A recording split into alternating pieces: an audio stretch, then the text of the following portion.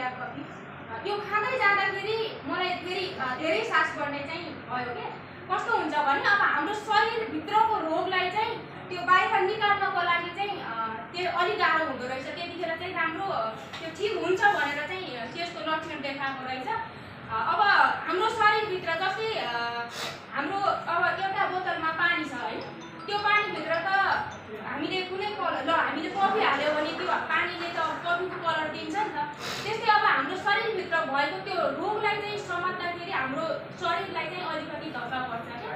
अब त्यो रोग बाहिर निस्किनको लागि त अलिकति पीडा पनि हुन्छ नि त। त्यतिखेर चाहिँ अब मलाई कस्तो लाग्यो भने यो प्रोडक्टले मलाई समस्या देखाएको होइन, मलाई यो प्रोडक्टले समस्या देखाएको होइन, म अटोमेटिक आफै बिमारी भएको हो भन्ने त्यो फिल भएर म चाहिँ 3 महिनासम्म म अफिस नै गएन र मलाई यो धेरै समस्या भएर मैले त्यहाँनिर हाम्रो एउटा मेडिकल छ, नोबिया मेडिकल छ, त्यहाँनिर हस्पिटल गएर लगभग मैले 300 कतिको त्यो दबाई गरेर पनि ठिक भयो। जब मैले ठिक भइसकेपछि फेरि म रिटर्न आफै गएको कि अफिसमा हैन। गइसकेपछि अब डिएक्सनको प्रोडक्टले यस्तो यस्तो गरेको छ भनेपछि मैले उहाँ गुरुहरूलाई पनि कुरा राख्यो र हाम्रो दुर्गा बुवा हुनुहुन्छ कि उहाँ दुर्गा बुवाले मलाई सँगै एउटै चेयरमा राखेर मलाई लगभग 10-15 मिनट सम्झाउनु भयो कि तपाईको समस्या यस्तो रहेछ, सायद तपाईले पहिला हामीलाई शेयर गर्नु भएन।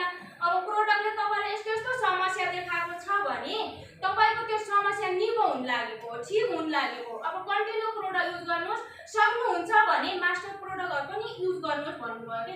अब त्यहाँदेखि मैले कन्टिन्यू डिएक्सन गरे, डिएक्सनबाट कुनै दिन पनि पछि हटेन र डिएक्सनको प्रोडक्टबाट कुनै दिन पछि हटेन। जब मैले डिएक्सनको प्रोडक्ट कन्टिन्यू खाँदै जाँदाखेरि अहिले मेरो त्यो सास बढ्ने पनि सबै हराइसकेको छ र लेडिजमा हुने हर समस्याहरू पनि थियो के। अब भन्नै पर्ने हुन्छ हैन, हामीले त्यो काम गर्दै आएका छौं र हामीले त्यही सेयरिङ गरेर अरु मान्छेहरूलाई पनि रोगबाट मुक्त गराउनु पर्छ। जस्तै म यही उमेरमा पनि म लगभग पिरियड टाइममा हुँदैन थियो के, 2 महिना 3 महिनाको एकपटक हुन्थ्यो। अहिले चाहिँ म दिन नबिराएर चाहिँ हुन्छ कि। जस्तै अब महिना जस्तै पिरियडको टाइममा अब 2-3 महिनाको एकपटक हुन्थ्यो भने अहिले जुन दिनको त्यो डेट छ त्यो डेट भन्दा 1-2 दिन अघि 1-2 दिन पछि चाहिँ हुन्छ। त्यो मोरन्जी जुसले त्यस्तो मलाई फाइदा दिएको छ र ग्यास्ट्रिकले गर्दाखेरि पनि मलाई कति धेरै समस्या भइरहेको थियो। नेपालमा हुँदाखेरि त यो ग्यास्ट्रिक भन्ने नाम पनि सुनेको थिएन, यही आएपछि चाहिँ ग्यास्ट्रिक भएको।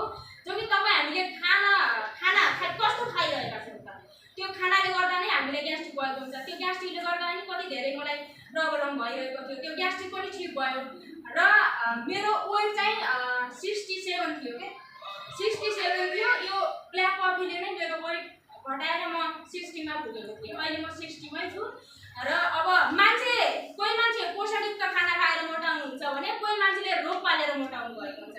किनभने मेरो शरीरमा हरेक समस्याहरू रहेछ त।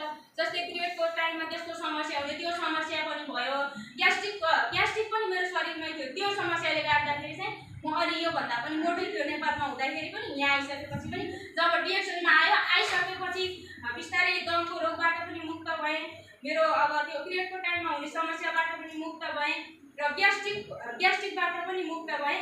अहिले म एकदम स्वस्थ छु र म मात्र नभएर मेरो घरको आशै मारिसकेको सदस्यले पनि नयाँ जीवन पाइसक्नु भएछ। मेरो आफ्नो दिदीले प्रोडक्ट युज गर्नुभएको छ, स्टाइलिजन भइसक्नु भएको छ। मेरो माइली दिदी पनि अब स्टाइलिजनको नजिक हुनुहुन्छ। मेरो भाइ बुहारीले पनि डिएक्सनमा जोइन गरेछ, उहाँहरूले पनि प्रोडक्ट खाइरहनु भएको छ।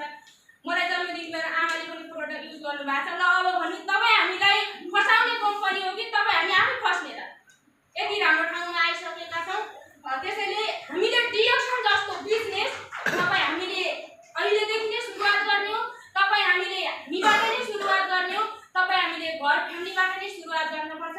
म धेरै भन्न चाहन्न, किनभने ती धेरै अग्रज गुरुहरू हुनुहुन्छ, उहाँहरूले दिएको कुनै टपिक्स पनि हामीले लिनुपर्छ। उहाँहरूले दिएको ज्ञानले नै हामी यहाँसम्म पुगेको भन्दै मेरो 2 चार शब्द यहाँ अन्त्य गर्दै म बिदा हुन्छु। हस्त नमस्ते, गुड मर्निङ।